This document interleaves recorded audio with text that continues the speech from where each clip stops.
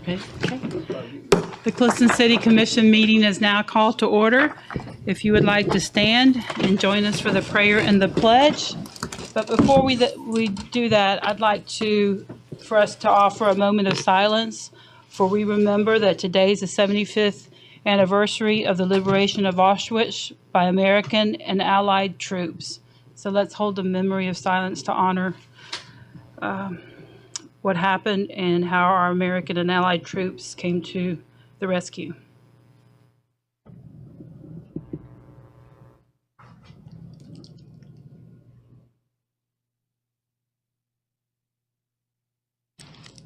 And tonight we're honored to have with us, before we start the prayer, I'd like to call Brianna Holcomb. She's one of our students in the community, and she was here for a state event with Kathleen Pasadoma, our senator, and our representative Byron Donalds.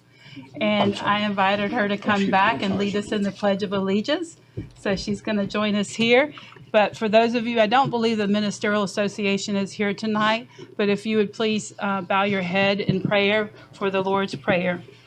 Our Father, who art in heaven, hallowed be thy name. Thy kingdom come, thy will be done on earth as it is in heaven. Give us this day our daily bread, and forgive us our trespasses as we forgive those who trespass against us. And lead us not into temptation, but deliver us from evil. For thine is the kingdom, and the power, and the glory forever. Amen. I pledge allegiance to the flag of the United States of America and to the republic for which it stands, one nation under God, indivisible, with liberty and justice for all. Brianna, thank you so much for joining us tonight. Thank you. Are there any additions, deletions, changes to the agenda? Yes, ma'am. Mayor and Commission, after having a meeting today with key staff folks and discussing it further, we feel like it would be premature at this time for the Commission to act on agenda item number 8, Resolution 2020-08, which would authorize an interlocal agreement between the County Sheriff's Office in Clewiston and the Seminole Police Department regarding 911 public safety matters and their local PSAP. There are a number of questions that we have. I have not had an opportunity to discuss it with the county administration as well to get their input. The obligations that this agreement has, we feel like it's significant based on recent legislation that just passed this past General Assembly and went into effect in July. And we have not had the draft. We've had some review, but we feel like we need additional time and further dialogue before the Commission considers it and takes action and debates it. So it's my recommendation that be removed from the agenda. Okay. All right. So we'll remove agenda item number 8. Okay. At public comments, at this time, any person is allowed to speak on any matter that pertains to city business. We will also give the public an opportunity to make comments after each agenda item or during each agenda item. No public comments at this time. Is there any on the consent agenda? Is there any items that need to be removed for discussion? If not, is there a motion to approve? I have a motion and a second. All in favor? Aye. Any opposed? Motion carries. We're so happy tonight to recognize the 2019 Employees of the Year. And so I would ask these employees to come forward, please, and to stand here in front of us.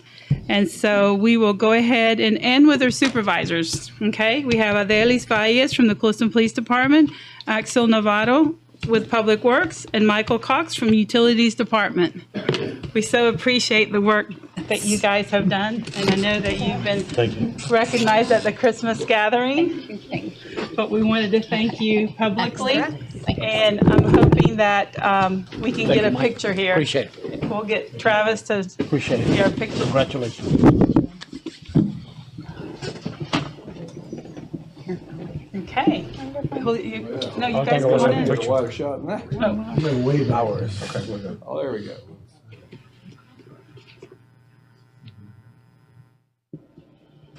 go ahead and stand. Yeah, something's just not. Let Steve hold you. The city issued camera. Wonderful. I think we got everybody. And a new one's not budgeted. Thank y'all so much. Appreciate y'all's work and dedication.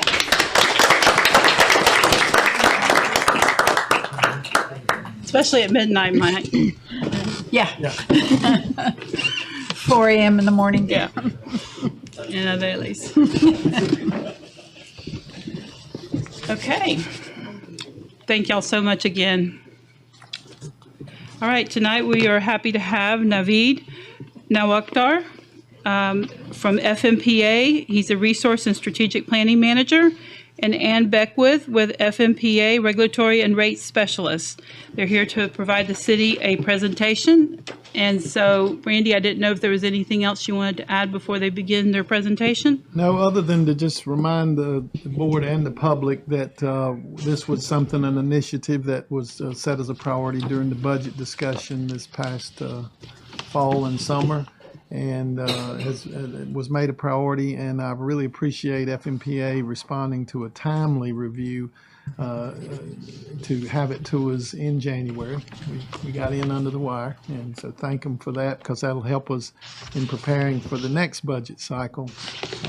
But without that, I also thank the staff for all their efforts to provide the information to the representatives of FMPA that help them come to the conclusions. And I think out of this, we'll have some significant recommendations at a later time for the board's consideration. And I thought they did a good job. Thank you. Thank you.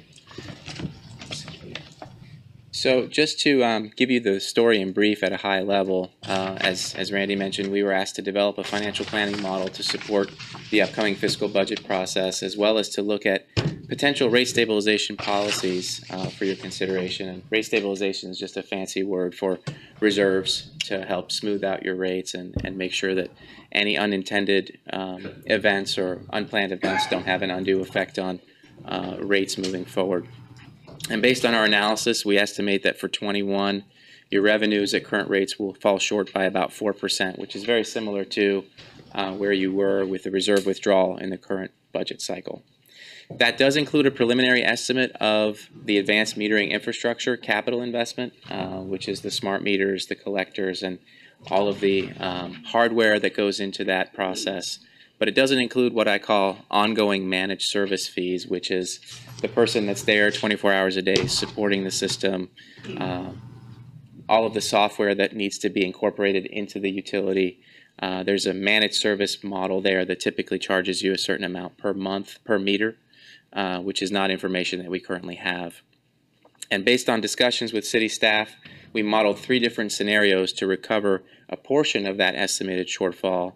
And based on the scenario that you look at, the typical Clewiston resident impact would be anywhere from 66 cents a month to about $2.10 per month. And obviously we can run alternative scenarios using that same financial model. The additional area of uncertainty relates to other future capital projects, and there's a slide later that I'll cover around some of those issues. And the big takeaway with rate stabilization is that the policy needs to be simple and easy to administer. It's a small city with limited staff, so you don't want something that's so onerous that you have to look at it every single month. But at the same time, you need something that's explicit that you can administer to, so that you have a path forward that is based on a process, a specific process. And we'll go over some ideas as to how to get there a little bit later. In terms of the alternative rate levels, again, looking at recovering a portion of that 4% shortfall. In the residential class, you have a customer charge, which is your basic admin fee. It covers things like administrative costs, meter reading, office supplies, etc. And then you have a variable energy charge. And in talking with Randy, he made a very astute comment that really, in order to get a handle on this, you have to model the average Clewiston consumer. And based on the load information that we have, the average Clewiston consumer consumes about 1,211 kilowatt hours a month. So at that level of consumption, depending on the scenario in question, the impact per month would be anywhere from 66 cents to $2.10. It could be higher or lower, again, depending on how much energy you use, and that usage can fluctuate year to year a little bit because of weather, if you have a really hot summer or a really cold winter, but on average, that would be the impact. So the shortfall and scenario targets, the bar on the far left is what our estimate is of the cost to run the utility, again, including a preliminary estimate of the advanced metering infrastructure cost. And the bar immediately to the right of that is the revenues that we would forecast at your current rate levels, which is where the shortfall comes in. It's essentially the difference between the two. And the targeted additional recovery scenarios are intended to recover a portion of that shortfall through adjustments. I thought it was important to capture, given the uncertainty with advanced metering infrastructure, some of the considerations around that as you move forward and make certain decisions. At this point, we have a partial picture of the AMI investment. Quanta Technology is the city's owner's engineer, and they've provided a preliminary estimate for the project delivery cost, which is another one of my fancy terms for getting the system working. So the meters, the collectors, the testing and acceptance that's required to get that technology to function. The total for electric and water is about $2.5 million. If you split that halfway between the electric and water utilities, that gets you to $1.25 million. And we've currently assumed you would finance that with a bank loan for 15 years. If you look at the meters and collectors and all the guts of the system, they usually have a useful life of around 15 years. The bank loan estimate that we've used for the time being is the pooled loan interest rate, which is a pretty attractive rate, which would get you to about $100,000 a year in bank loan payments. Again, that doesn't include any ongoing service fees, and almost certainly you will have additional per month per meter fees associated with the 24 hours a day support, the data portal, managing all of the infrastructure software and all of the customer components of the technology, which is why Quanta Technology is going through at this point a process to understand what your priorities are for the investment, who the right vendors are, and what that contractual relationship ultimately will look like. As with any other loan, there's a benefit to shortening the financing term, but that would obviously increase the payments, the loan payments over 10 years. So the key questions and issues relative to your final 5-year plan or 5-year trajectory, the financing term for that technology, the loan approach, the actual split between water and electric, which we may have some pencil sharpening to do there as far as whether it's really 50-50 or it might be some other percentage. So full clarity on that before setting the 5-year budget is probably a good idea, and the financial model can support other scenarios as needed. And that interplays with other capital projects. So within this particular analysis, we've already included the estimate for the AMI capital investment and some transmission line one static insulator replacements, which are blended into the fiscal 21 year. But there are some other wish list items that we've talked about with staff. There's a feeder 1 rebuild. There's a tie-in spare transformer at the distribution substation, and potentially a geographic information system project that allows you a better feel for where things are within the utility. So there's a need to determine the timing of that, and obviously that affects the 5-year plan in terms of the incremental cost of what you're doing today versus what you might need to do over that period. And then lastly, in terms of rate stabilization, there's a lot of alternatives, and Ann did a lot of work looking at across all the cities within the state that have rate stabilization policies, and there are as many policies and nuances there as there are cities. The big picture takeaway for me is Clewiston is resource constrained. You have a small system with small staff, so it's important that the policy be easy to administer and that you have some key high-level things you're trying to achieve with the policy, which could well be a combination of existing policies that other cities are using.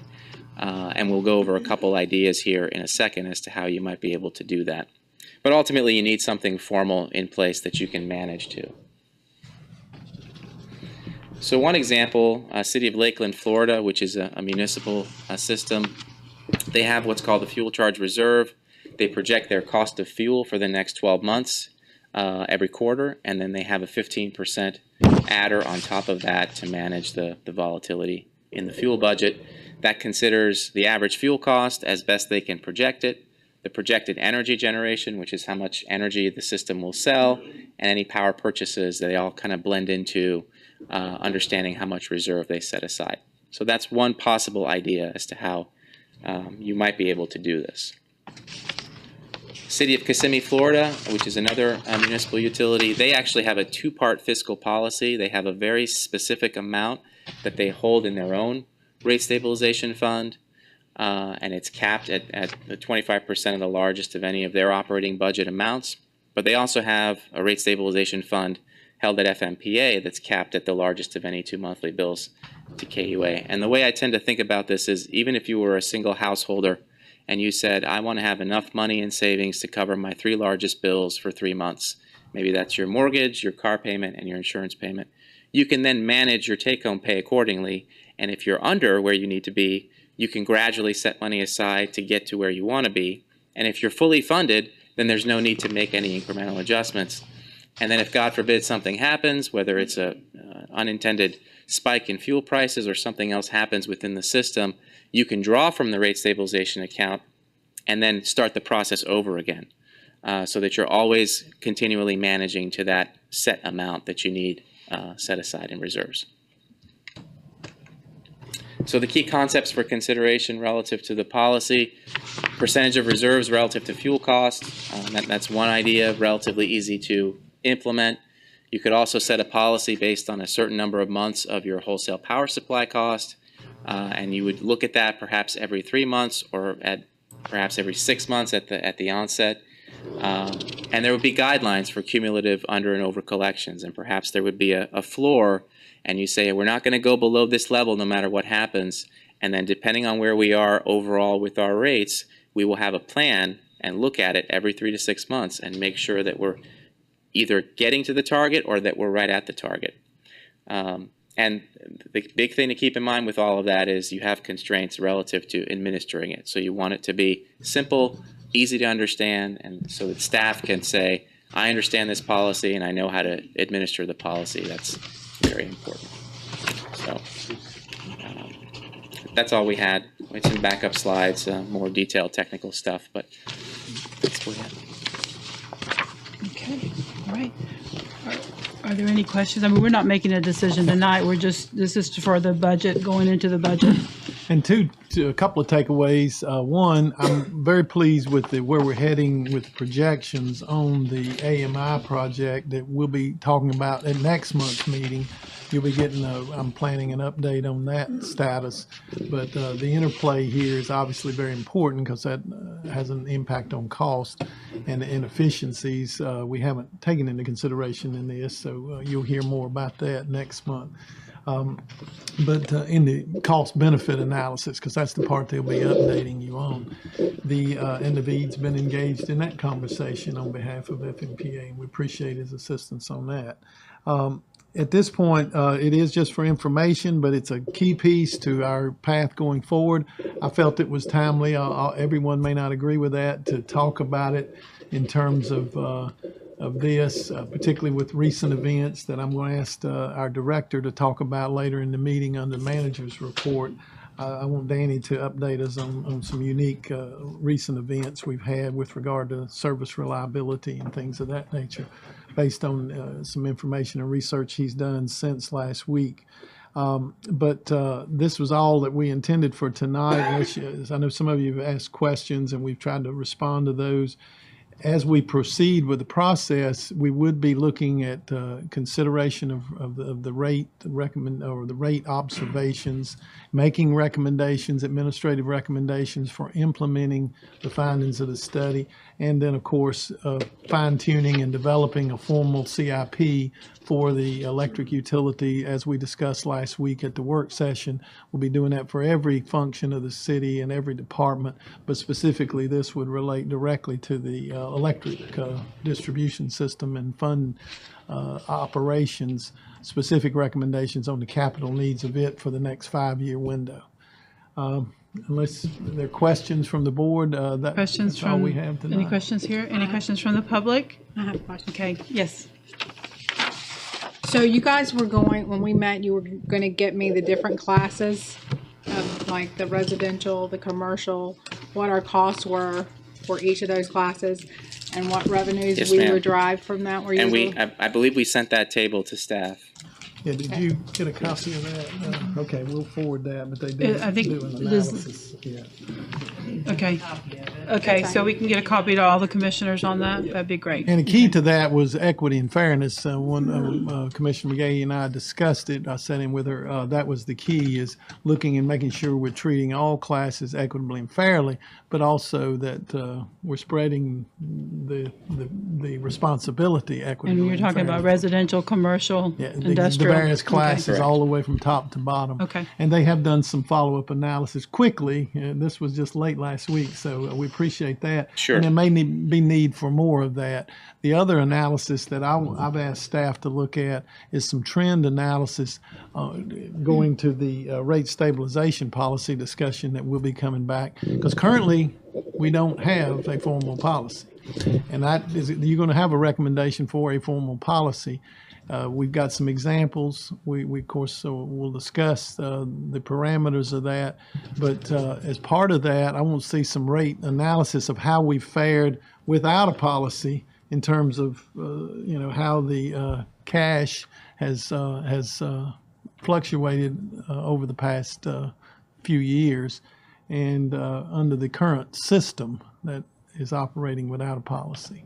So when should we expect to see that policy? The policy over the next, sometime before, obviously, probably in close concert with the rate recommendation, over the next couple, 3 months, I would anticipate we'll have a draft for you to consider within the couple of months. If I'm getting a vertical nod from David, that's reasonable on their input, and I'll communicate with the staff and make that a priority, because we obviously want to have this in place as soon as possible, but before the next budget cycle. Okay, so this is, so February, so by the March meeting, we'll have that policy, and we'll be able to see where we're at and where we want to go and how we're going to get there. That's right, and hopefully a draft CIP within that same time frame for this one department. Okay. Isn't it important to have the water study as well? Yes, and it's underway, and we should have it fairly soon. Now, what is projected on that, Lynn? Danny? Yeah. Fred is still working on it. So will we have We'll get that in you an time update. Oh, yes. for that, so that the March meeting, we could have that? Because I think that we have to have those numbers in order to have, okay. Particularly after you hear the AMI presentation in Right. February, it'll be important fairly quickly we get you that last piece of the puzzle, if you will, in terms of the water rate analysis, so that we can make some judgments about the AMI steps forward. Okay. So March meeting, we'll look for that. And then also at the March meeting, will we have scheduled for our budget workshops, an anticipated budget times? I'll put that on the list. Okay, thank you. Okay, all right, any other questions for Naveed? Good job. Ann, thank you so much for being Yeah, here with us tonight. appreciate Safe it. travels back to Orlando. Thank you, guys. Okay, all right. Okay, and tonight we also have another presentation. And this presentation comes from our Community Development Director, Travis Reese, and it's the new flood maps that will be coming into effect of May 2020. It's been a long process. It started back in 2015, 2016? 2015, 2016. yeah, we've had new maps, and good evening, Travis Reese, Community Development Director. Danny, could you flip those We'll put- slides? yeah. While he's doing that, one comment from management, I would like to say that I got some feedback from members of the board, in particular the mayor and I had a conversation, and we felt it timely to do this because we, as Travis will cover, we just recently got the communication from the powers that be with FEMA that he can enlighten us on, that I guess, bring it to closure. Is the best term I can come up with. The analysis that's been ongoing for what, a couple of years? Yes, it started in 2011. 11. It's been going on much longer, the whole thing, but in the last year or two, That's when the risk analysis study was completed. he'll walk you through the timetable, but we felt it important that this be done for the public as well, so that potentially affected property owners, whether it be pro or con, in terms of what's changed since it was originally done, and Travis will comment on that, to give them an update on where we're at and what what the final analysis and what the plan will be for the next several years, because I imagine this will be eventually updated again, but it won't be for a number of years, I don't think. Well, we're hoping sooner than later, but yes, I agree with Mr. Martin. It's probably going to be a little bit. You know, the original maps were 1977. So I'll start out with saying this. It's been a process, and your city staff and city commission has worked diligently with Steve Martin, our state floodplain manager, with our local representatives at Congress, and most importantly with Atlanta Region 6 FEMA. And all that came together to produce some maps that are a little more fair to Clewiston. As you all know, most of Clewiston went into a floodplain, a special floodplain hazard area. We're going to be effective with our new maps on May 15th. A little history. I guess we can't really start until we explain why we have these flood maps. For years, we've been protected by Lake Okeechobee with a dam. It's a 143-mile earthen berm that surrounds Lake Okeechobee. It was built, original residents started about 1915. The farmers putting some fill up just to protect us from the lake. That's back when Sand Point was Clewiston. So I don't want to bore you with a lot of our history, but basically the 26 and 28 hurricanes that if you recall in our history, we had a Cat 4 that came in at West Palm Beach. It was devastating. It killed over 2,500 souls around the lake area, not just Clewiston, Hoagie, Belglade, massive loss of life. Well, that was realized, and in the 30s, the Senate approved the building of mostly what you see today of the dike. It also had some initial hurricane came in 47. There were some deficiencies noticed in the dike. The result was what we see today, the Herbert Hoover dike, which was finished in the 60s. That's why it's named after President Hoover. And there's the track, if anyone's interested. The 28 hurricane came in at West Palm Beach. It exited at Buckhead Ridge. It entered West Palm Beach, and now revised. It was originally thought a Category 5, but it was actually a 4 when it hit, so that's even more devastating if you think about it and put that in some perspective. That was a Category 4 that did that much damage. Today we're protected by our lake. That's a dike. That's a 750 square mile lake. It's huge. It's shallow. It's only about 10 foot deep. We have what's called the saucer effect. When wind blows, the water will actually blow and stack up on one side, whichever way the wind's blowing. The dike has served us very well. There hasn't been any overtopping of that dike. There has been what's called underpiping. There has been some minor failures of water actually going underneath the dike in the softened areas. The Corps of Engineers have now started constructing a 22-mile cutoff wall that basically is a concrete trench that's going down the bedrock. That trench will be filled with a lightweight concrete. Myself, the directors, and a manager have visited the construction sites. We're quite pleased that the amount of work and engineering that's went into this wall. So I'll bring you up to speed. That is strengthening the dike where we live now. So that will stop that underpiping. That will stop any of that seepage. So like I said, we were already protected from the slosh effect of that water with the earthen berm that we had. This will actually cut off wall. It will actually cut off that piping through that sand and earth berm. Now with all that, our flood maps we first had in 1977, so it's over 40 years ago. They hadn't been updated till the recent maps that put us all into the special flood hazard area. That was in 2015. As the manager was just explaining, this started back in 2011 with a LIDAR study, which is an actual radar that bounces off the ground to determine topographical features. They took some studies that they had in 2012 with the Corps of Engineers and came up with a set of maps. That set of maps That's your original map. If any the residents remember, very little. This is a very simple map. It was A, B, and C zone. A being the bad zone, which is a darker color. I mean, you were in the special flood hazard area. B zone, a little bit lighter gray. That was the area you weren't required to buy flood insurance, but you were required, or you were advised that you were in the 500-year flood. Meaning, hopefully that wouldn't happen, but it was a possibility. And the rest of the white, you were out of the flood zone completely. And then we move along, and I apologize, this is kind of hard to read. I do have maps outside if you want to see where your house is at. When you leave here, there are large maps on the outside you can take a look at. But this 2015 map really put us in the bulk of the city into a special flood hazard area. That means you had to purchase your flood insurance. There was a newly mapped in process that kind of soothed the rates a little bit getting into this. But as you've noticed now, your rates are starting to dramatically increase depending on your flood elevation, your flood risk. So Travis, just to clarify, we went from almost no flood insurance requirements in the city of Clewiston because we were not in a flood zone to almost 100% in 2015. That is into correct, a flood Mayor. zone. Okay. Yep, that's the map I put back up. This map has been here, let's say, for almost 40 years before it was changed. It served us well.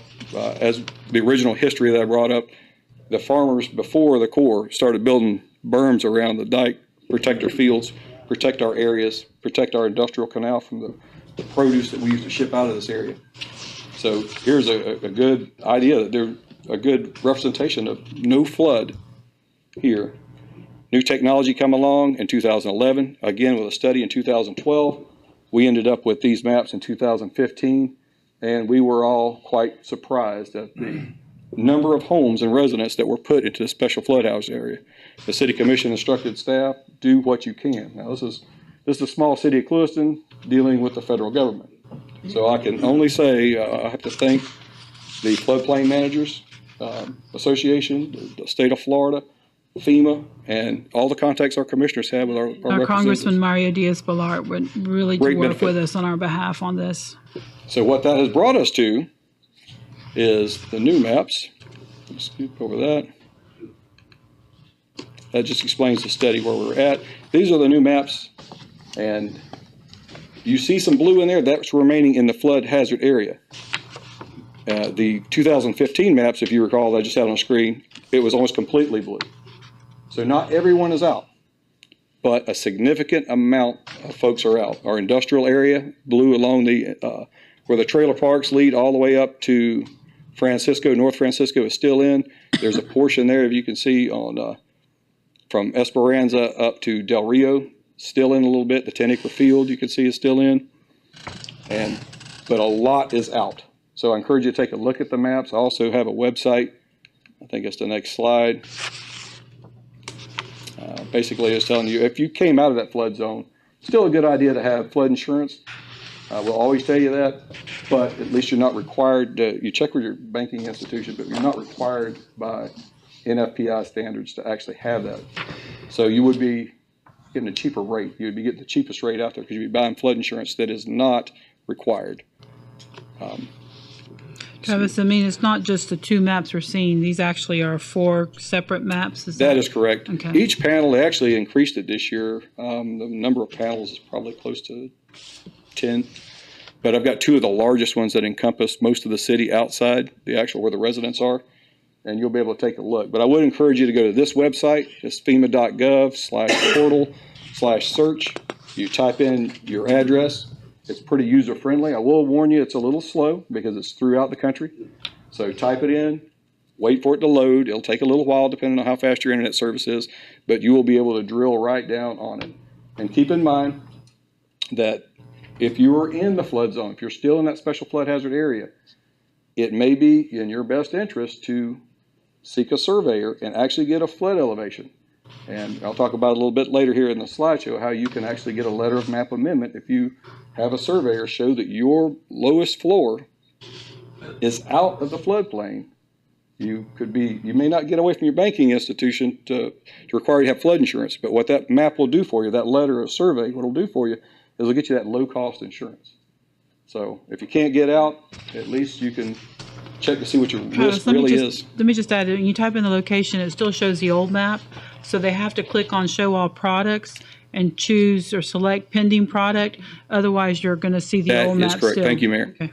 Yes, let me point that out, that when it brings it in, it's going to bring in that current map, because I said, these maps aren't effective until May.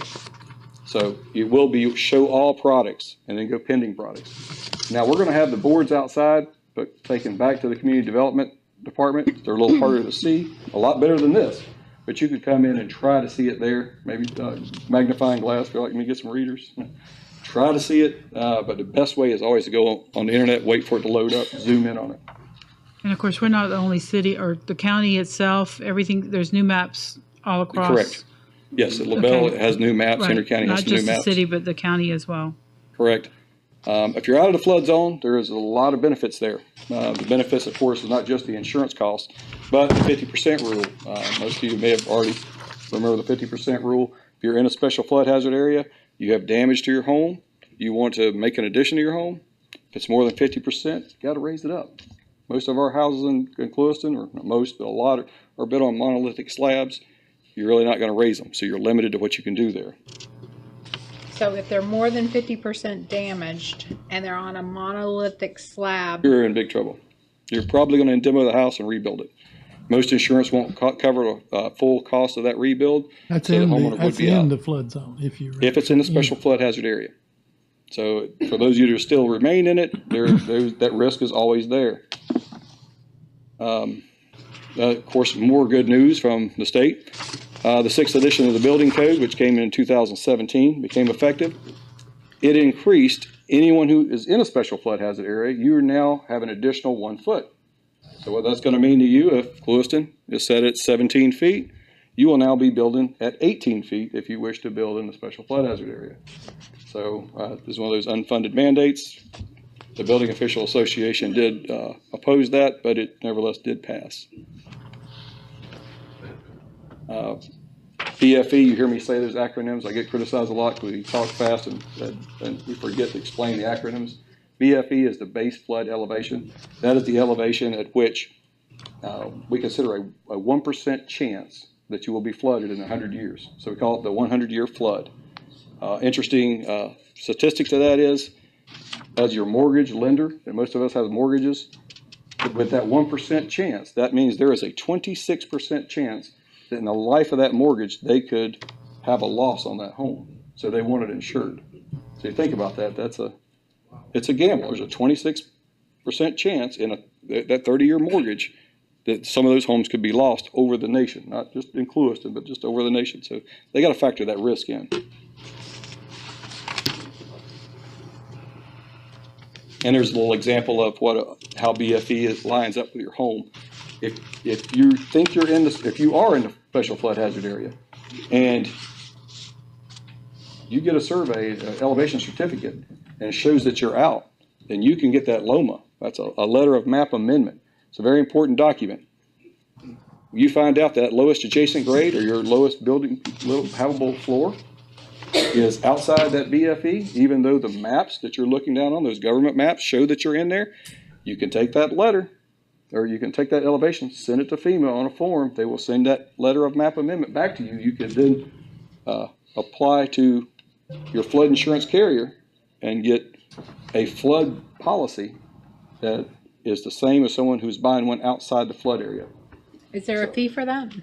Yes, there is a fee. I don't know what FEMA charges for the actual LOMA, but you will have several $100s to a surveyor to come do that. I would estimate if you budget around $300, $350 for a surveyor to come shoot the grade to see what your actual elevations are.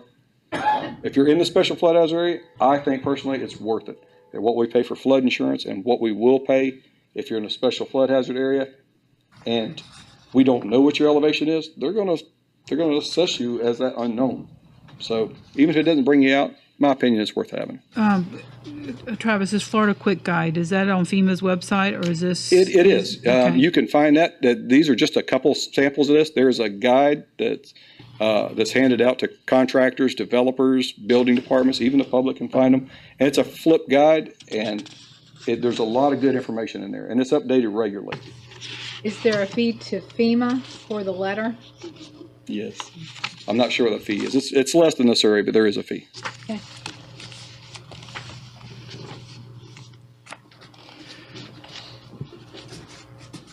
And I added this slide in here just to give you an example of where that 500-year flood is, where the BFE, which is the middle one, that's the one that we're worried about. That's the one you have to build a foot higher than if you have new construction or a new addition. The 10-year flood chance, that really is just a representation of what would normally happen in your lifetime. You'd normally see that elevation. And this is not for Clewiston, this is nationwide. So take it with a grain of salt, but that's what you would see at how they determine flood levels. BFE is the 1% or 100-year flood. Just keep that in mind. And you want to be above that. And the 50% rule is definitely worth talking about again. Pre-damaged homes, let's say that your market value of your home was $100,000. Hurricane come along, car drives through it, it catches fire. Your damage to repair that is $60,000. You're going to have to elevate that. So some houses can be elevated, some cannot.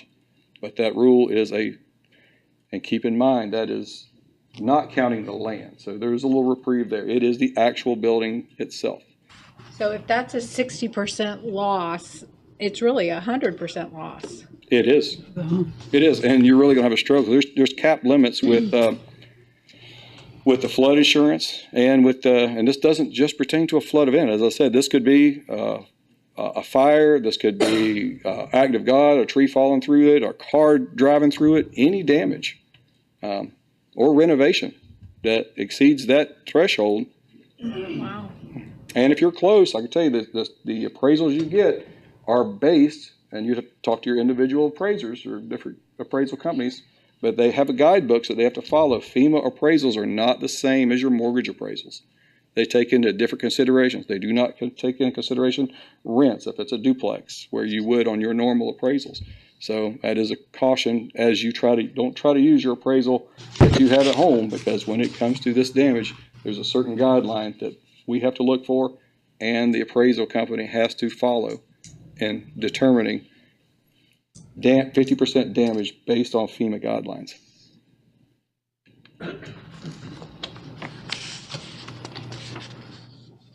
And it's just an example of BFE is the dotted line. You can see it may run through your home. You need to do those renovations or repairs. You would have to elevate the building. That works great if you're on a crawl space and up north. It doesn't work so great for Florida. Travis, they ran the LIDAR 2 times, didn't they? They ran it first after Katrina, and then in the intervening years when they had all of those storms hit the Northeast. They came back in 2015 and they ran the LIDAR again. They redid everything they had redid a study. There was a study. The big studies happened in 2011 and 12. Those were both FEMA paid for studies. After staff and all the cities started noticing we were all going in on those 2015 maps is when we started really saying this is impossible. We've been since 1977. We can show where we've been. And it was the new LIDAR studies and the Katrina study. Katrina and Lake Pontchartrain changed how levees and dams were classified in America. And when that changed, we just happened to have that study done, and it came out with our 2015 maps. Right. Which thank goodness, with all the pressure, we were able to get we were able to get a study done that quickly. That's unheard of, really. So just to let you know, that's pretty much unheard of that we would have 2015 maps, and now we're out with 2020 maps. And that study, the 2020 maps were based on the 2015 Herbert Hoover Dike hazard analysis and 2015 Corps of Engineer risk assessment study. With that pressure, they actually hired an engineering company called Taylor Engineering. It's a very well-known engineering company on hydrology and floods. They actually designed a model for Lake Okeechobee called the Mike model. And I see Andy is not in here to help me what the acronym. Don't ask me what the acronym for Mike is, but isn't that the name of the guy that was here? But it's called the Mike modeling, and that helped us tremendously. They chose some 13 different breach locations. This is all based on underpiping. So the cutoff wall, I kind of segue into this. That cutoff wall should help us. So So- that's the hope out there. So that's my question. Okay, the Herbert Hoover Dike cutoff wall completion date that we've been given by the Corps of Engineers, I mean, for the entire project is 2022. We That's believe correct. it'll be sooner than that coming through Clewiston because they've already started working on their 900 feet of test wall. Yes. All right. So at what point, Randy and Travis, are we going to start asking for them to relook at the city of Clewiston? And because based on their 2015 analysis of why we were still included in the flood zone, because they didn't take into consideration even after we discussed it our system of pumps and canals. They didn't take any of that into consideration. So I'm just wondering, at what point do we start having the conversation now? Yeah, Because pretty much, 2022 will 'cause- be here before we know it. And hope for 2025 change. Yeah. You know, And- that's probably not. And I can interject that we've started that conversation. It's been continually. We haven't stopped having those conversations. The intent, Corps of Engineers has changed their stance, which is they do everything nationwide. So when they change, that's why it was such an uphill battle for Clewiston and all of Lake Okeechobee, even in Palm Beach County, is they would not certify a partial wall. They changed that. That didn't benefit us today, but it did benefit Palm Beach County. So with that change, we started to really smile because now, of course, now we're a small community. We can't afford to do a study on our own. So we're going to need FEMA's help just like we did with this one. But now that we know that the Corps of Engineers will certify partial levee improvements, as soon as all that big mess that you're going to see, that you're starting to see that Mayor talked about past Culvert 2, as that encroaches into our recreation area, as they put these large machines and trench down to that bedrock, when that is complete, we're going to be rest assured, be the manager, public works director, we will be watching that. And when it gets past, when it becomes certified to the standard of the Corps, I got to be careful when I use the word certified because it means two different things depending on what we're talking about. The contractor has to get his work certified that is equal to the standard that the Corps is paying for. Then there's a certification of the dike, which comes from FEMA, which is not the Corps. Even though they're federal governments, they act like sometimes they've never met. So Okay. But I anticipate we'll be asking within the next year Okay. for them to revisit. Is the certification, the partial certification that was done for Palm Beach County, did it already result in favorable rates for those residents? I'm not sure about that. It should have. I haven't seen their preliminaries. I could Probably do what research. it resulted in was some map amendments that would then create impacts, positive impacts for the customer. Right. So it's going to certify that levy. That doesn't mean it takes them all the way out because there could be other factors. But it would be nice to see what that time frame is so that we can know what to expect with our time frame. Good point. That's a good point. I haven't looked at that. And of course, additions, I don't want to bore you with that, but if you do an addition, you are allowed to build an addition on a house that the BFE is above your finished grade, but you have to build a new addition above the BFE, and you're only allowed one door into it, one standard door. So keep And that that's in mind. only if you don't meet the 50%, or if you Right, meet it's the more than 50%. You notice that's only good catch, Mr. Martin. That's you see that's smaller than the bulk of the run house. into that before. Yeah, so, and it's not fun. You have to sit with me and explain these things, and when you're ready to move forward with your house or your family needs change, it's really best to be out of that special flood hazard area. And we're going to do everything we can to make sure you come out. Sheds, everybody loves sheds, pre-manufactured buildings. They also have to meet the BFE unless, and there's always an unless. You see those little vents? Your utilities are all above. You've got flood vents that allow it to flow in and flow out. It's non-habitable, doesn't work with your house, but it does work with accessory structures. So it is possible. Still has to be anchored so it doesn't float off, but there are some options. If you don't want 18-foot elevation on your shed and your house is down at 16 and you have a 2-foot ramp going up in it, there are ways we can work around that. And any other questions that if I haven't touched on anything from commission or public? Any questions from the commission? Okay. Are there any questions from the public? Comments? Okay, so what we'll do is, Kathy, can we upload that presentation to our website and have it available so that anybody can look at it. And then Travis, you have the maps outside right now, but you're going to have them at the Community Development Building. So after today, if anybody wants to come look at the maps, they can come there and look, or they can use that link on the presentation to go directly to the city maps and their address and find out what the 2020 maps will actually do. Correct, and we definitely encourage you to do so. And if you're still in the flood, special flood hazard area, look into getting that elevation certificate. Okay, thanks, Travis. Okay, all right. Randy, we'll continue on with the rest of the meeting. Okay, I think we're now to resolutions. If my following is going.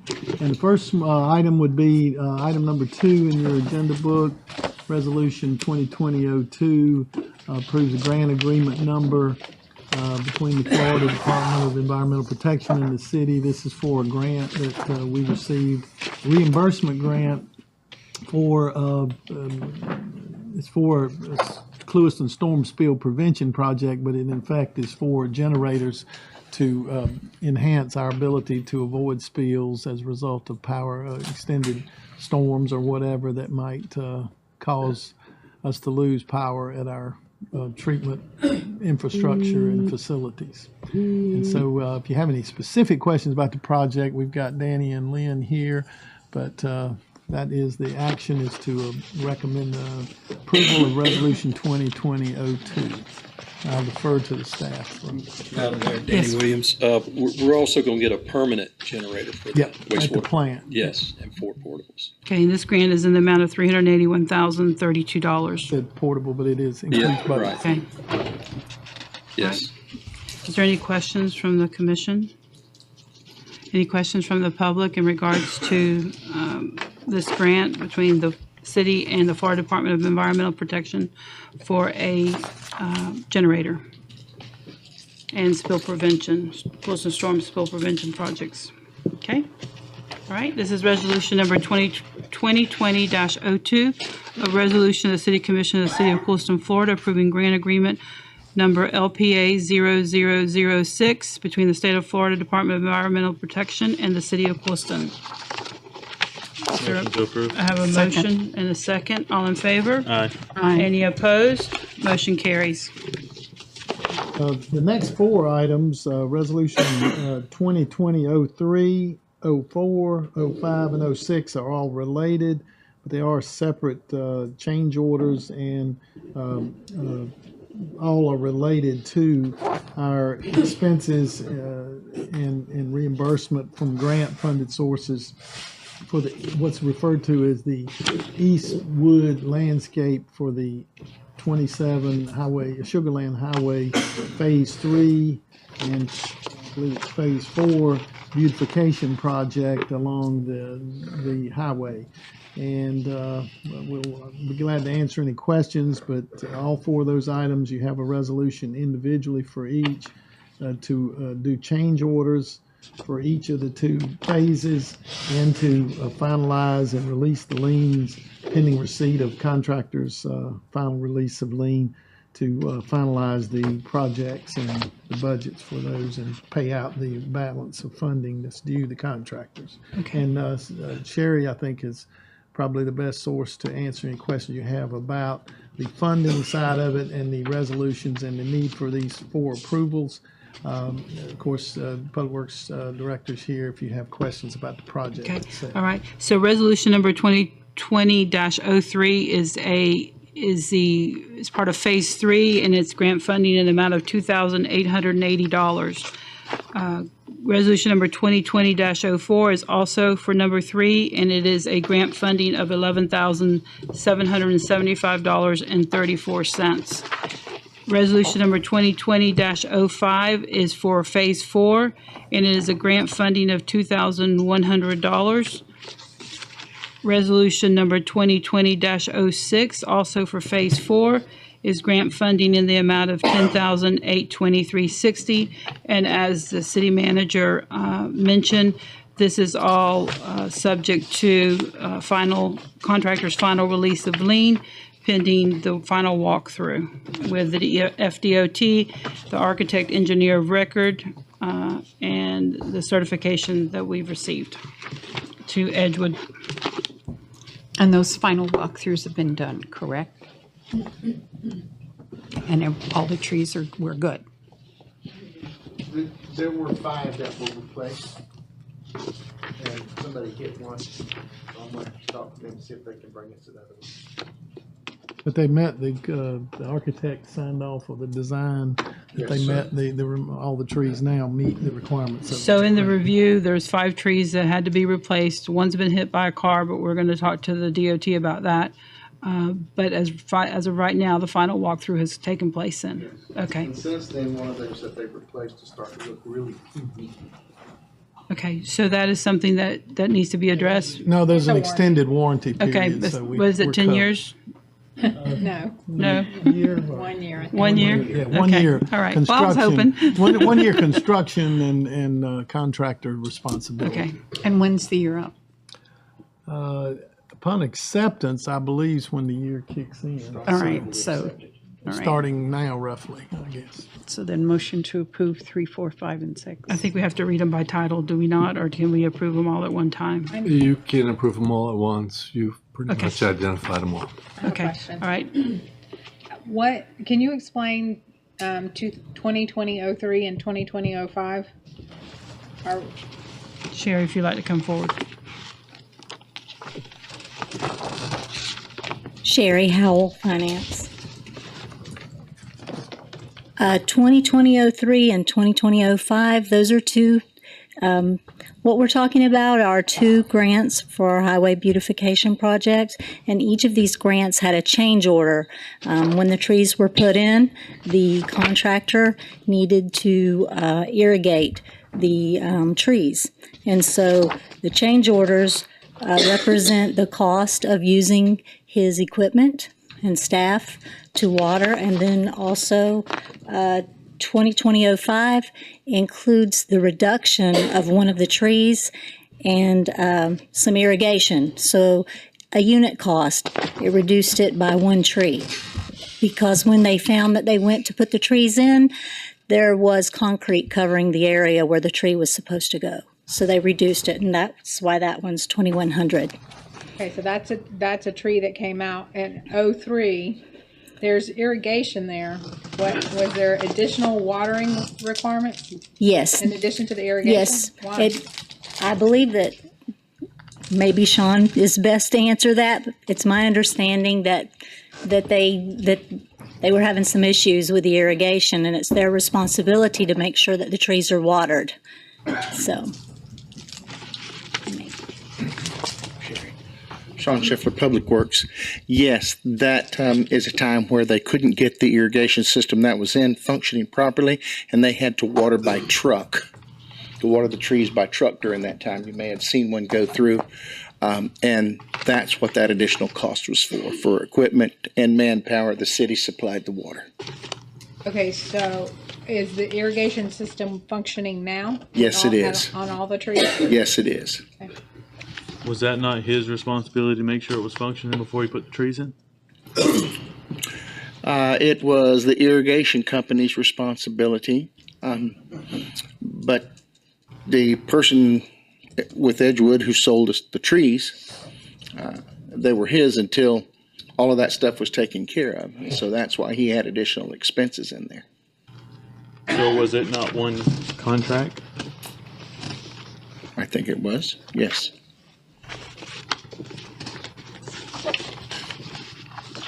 I didn't read the contract myself personally, but I knew when they asked for a change order, it was for the use of a water truck because the system was not working. And I'm not. So the DOT has reviewed the change order and confirmed it as an acceptable expense for reimbursement in the amount of $2,880.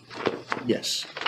They are the source of funding. It's no local funds. It's all Correct. grant funding, and they have signed off that they believe they adequately justify the expense. Any additional questions on that? Sherry, is there anything else that you wanted to add in regards to 2020-03 and 2020-05?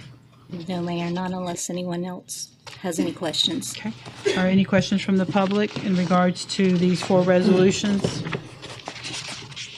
Okay.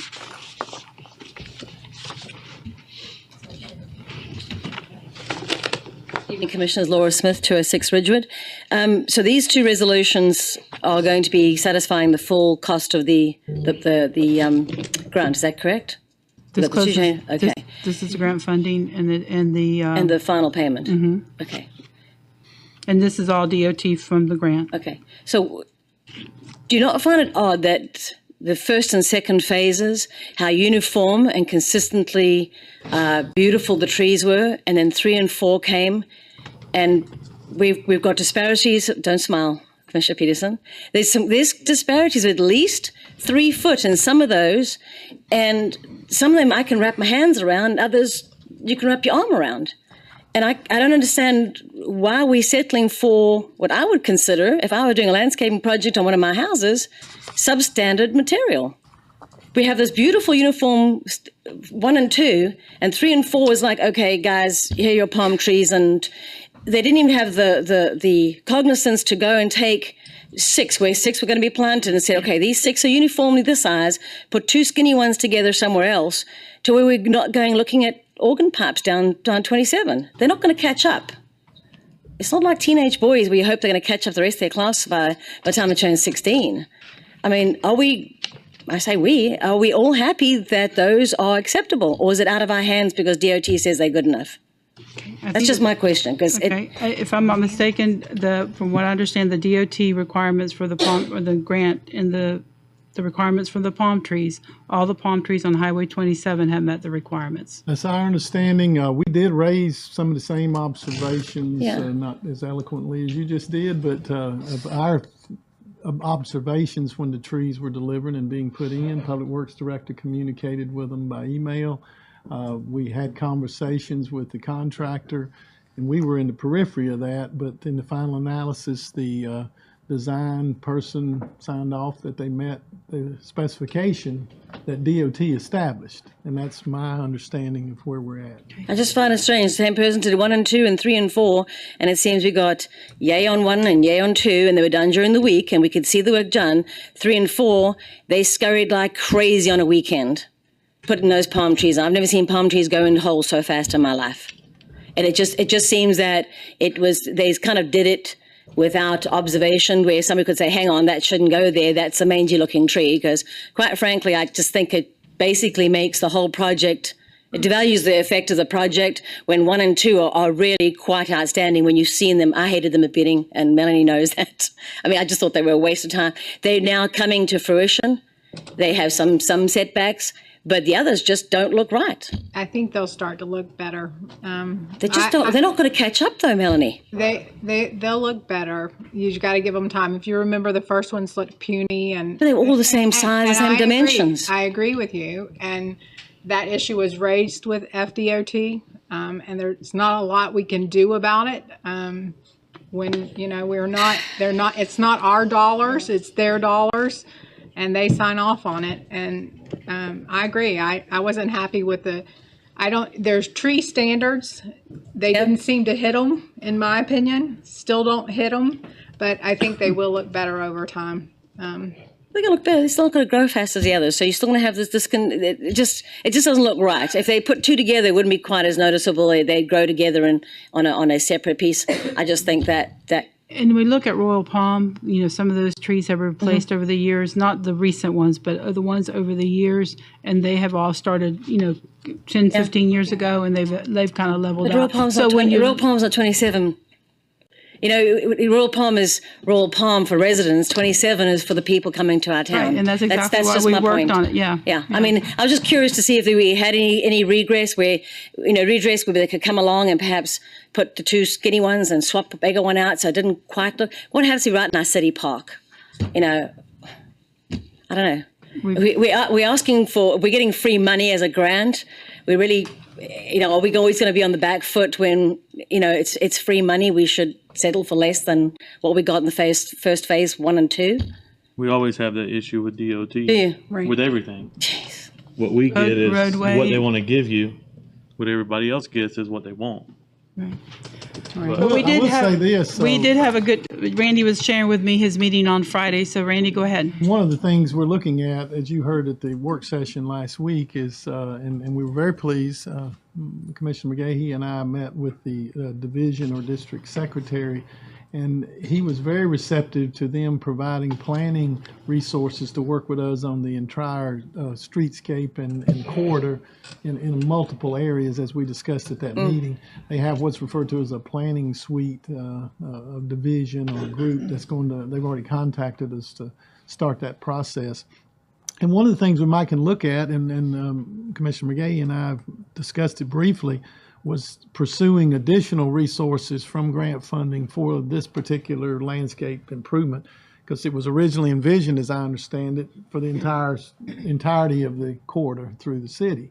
So maybe we can address some of those things if you've got some disparities still existing then, and move some around in the appropriate season. I'm not saying that's not a possibility. As far as this grant, I think the door is closed and we're not going to get any relief. But if we look forward to additional efforts along the corridor, maybe we can go back and make some adjustments. I just think that maybe the contractor could be a little bit more astute in his product when he's doing it. If he could do it in 1 and 2, he could do it in 3 and 4. You are subject to the low bidder and all of those kind of things. But I will say this: we did get some feedback that the crop of trees, right, wrong, or indifferent, I didn't do any research, I don't know if this is true, that were available at the time this project was done was not of the highest quality. And that's not just here, supposedly it's everywhere in Florida, from what I understand. And so And the how much contractor that for 1 and impacted 2 is I the don't same know. one for 3 and 4. It's the same contractor, did all four phases of it. So the workmanship and so forth shouldn't have varied a lot between contractors, but if it is the low bidder and they're the same, then hopefully we can. And the guy, the contractor did seem diligent in his response and wanting to correct it.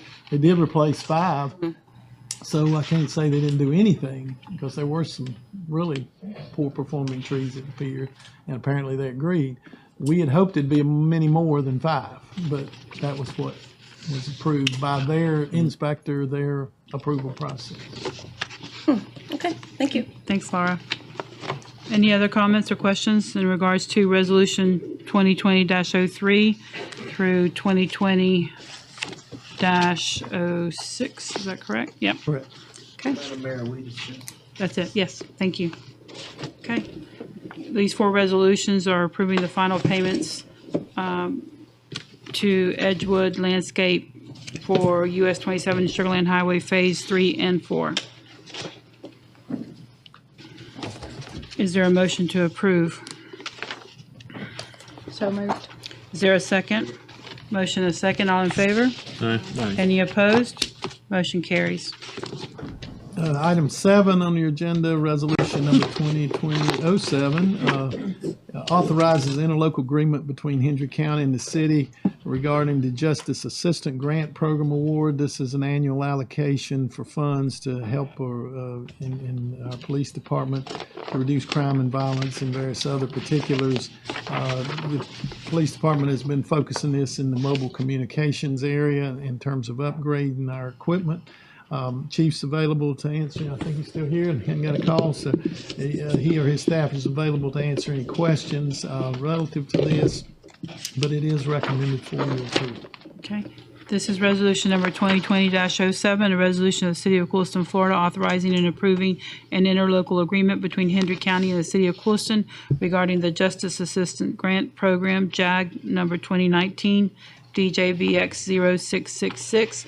The Chief of Police is here, and this is a budget amount of $5,854. If there's any questions from the commission or from the public to our Chief of Police?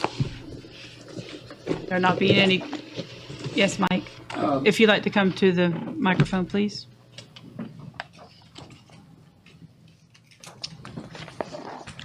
Mike Moore, citizen of Clewiston. I'm a little bit concerned on this. I don't quite understand what it means. It's my understanding that the Sheriff's Department is on a 800 megacycle system, and the city, I believe, is still on a 158, and they can't crosstalk. Okay. What are we talking about mobile communication upgrade? Okay. I'll let our chief of police answer that question.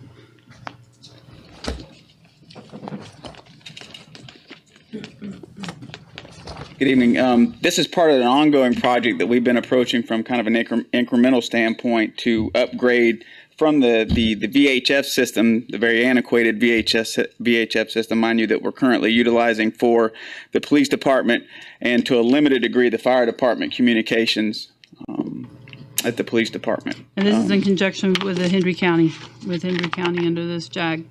Well, that's where the funding comes from, and we've been using it again annually to purchase the necessary equipment that we're going to need to hopefully at one point be able to transition fully into a system that would allow for and facilitate the degree of interoperability we need between all the public safety entities in Henry County to be a more effective at serving the public and carrying out the mission that we've been charged with. And granted, this is a pittance or a chipping away at the iceberg, if you will. It is, yes, sir. But it is the funding we get, and rather than use it in other areas that's eligible for funding within the department, we're using it to upgrade some, particularly our mobile equipment that can't be funded through some of the county shared resources, such as the 911 funds and things. We're trying to supplement. But there is a bigger picture to get to the comment. We are not, and we talked a little bit about this at last week's work session, that our communications is going to take some significant dollars and major investment to upgrade our facilities to be completely interoperable with our peers in the county, the sheriff's department, and the our own fire department. And that is the number one priority in the meetings I've had with the county officials, to address communications and issues that were identified during the past hurricane events. And we're pursuing various grant sources and looking at what local investments we've got to make. But regardless of what we work out with the county, we still have to have our system of portables and cars and everything else, radios, to match that system. And there is no funding from those resources that comes off of everybody's phone bill for that portable equipment. If that helps some, Mike. Now, there is funding in the sense that every moving violation that's written, good point. In the county, $12.50 from that violation, from the fine that's assessed on the moving violations, goes to a countywide communications fund. Obviously, we write some of those moving violations in the city of Clewiston, and then $12.50 from that fine goes into that fund as well. So that would be eligible use for the portable end user equipment, right. Yes. Right, okay. And I know this has been a conversation that we've been having for over 2 years in upgrading the systems. And I'm hoping that, Randy, now that you and the county manager are working together on several